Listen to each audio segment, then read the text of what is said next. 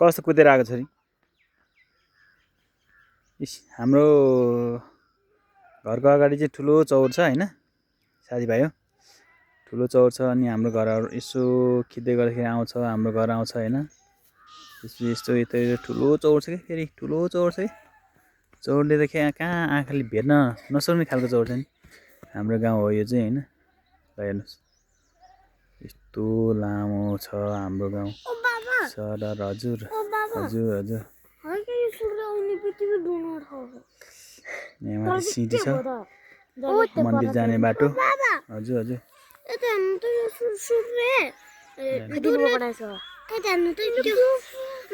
हजुर बच्चाहरु पनि स्कुल हो तल्लो गाउँहरु ल